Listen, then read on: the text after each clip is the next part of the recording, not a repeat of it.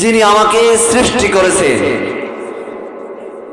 সেই মহান রব্বুল আলামিনের দরবারে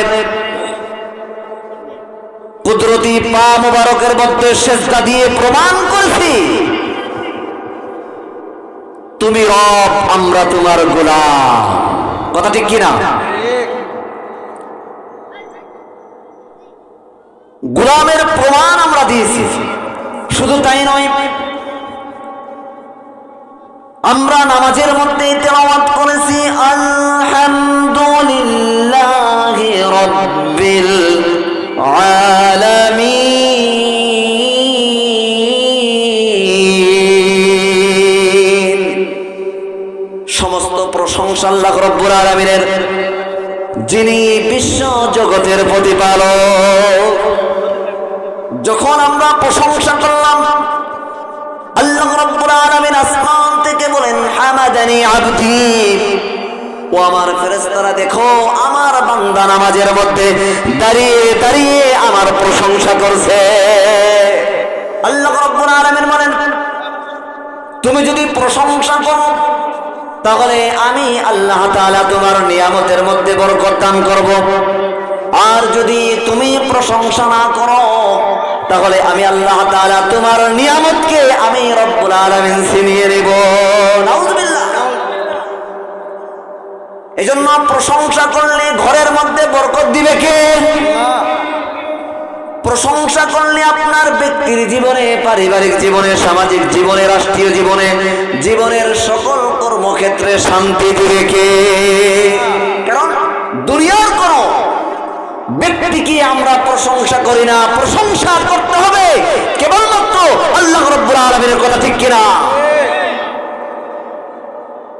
এজন্য শুরুতেই আমরা সেই মহান স্রষ্টা, যিনি আমাকে সৃষ্টি করেছেন, সেই মহান মাবুদের দরবারে আমরা অন্তরস্থল থেকে উচ্চ আওয়াজে আমরা প্রশংসা করে নেই, বলি আলহামদুলিল্লাহ।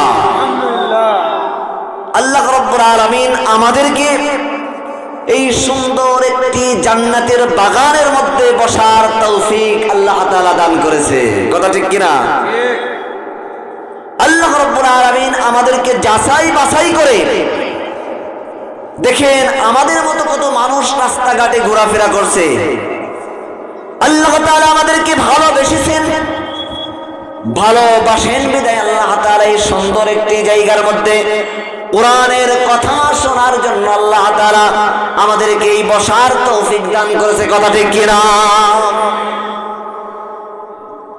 এজন্য আমি আপনি যদি অসুস্থ থাকি তারপরও প্রশংসা করতে হবে কার? আমি ভালো আছি আলহামদুলিল্লাহ, আমি বিপদে রয়েছি তারপরও আলহামদুলিল্লাহ, কারণ বিপদ দেওয়ার মালিক কে?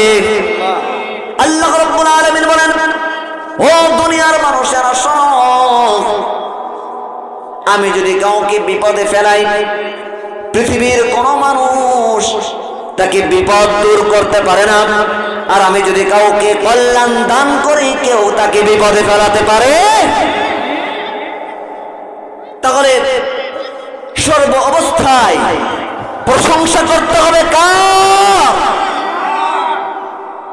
আমরা দুরূদ ও সালাম পাঠাই সেই বিশ্ব নবীর উপরে, যিনি রাহমানের রাসূল, মদিনার বুলবুল, মক্কার দুলাল, যিনি সেনার সেনাপতি, মদিনার রাষ্ট্রপতি, যাকে আল্লাহ রাব্বুল আলামিন যার মর্যাদা আকাশচুম্বী,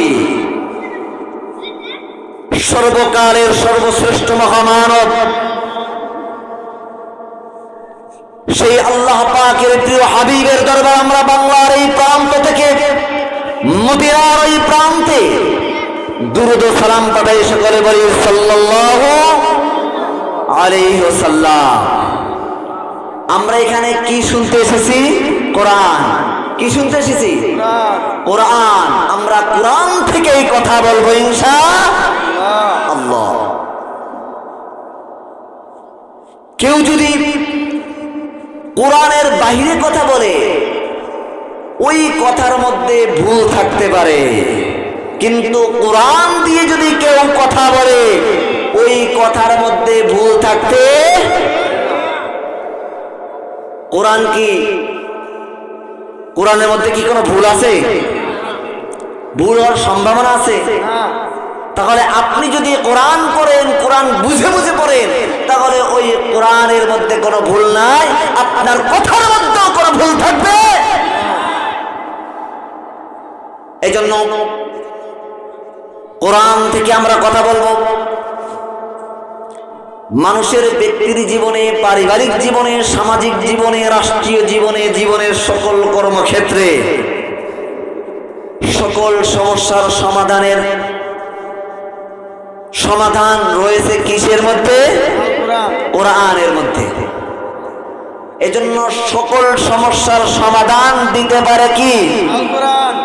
আল কোরআন। সমাধান চাও যদি জীবনে মরণে, ফিরে যাও খুঁজে নাও চোখ রাখো কোরআনে। কথা ঠিক কিনা?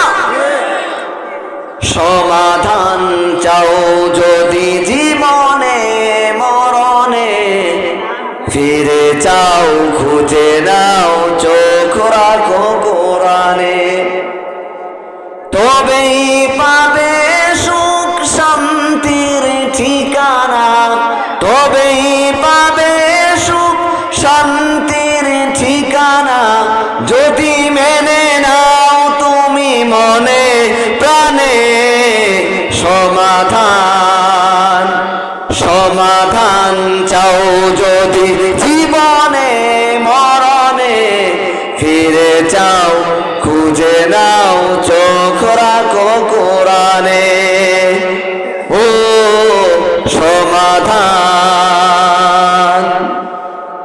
তাহলে সকল সমস্যার সমাধান দিতে পারে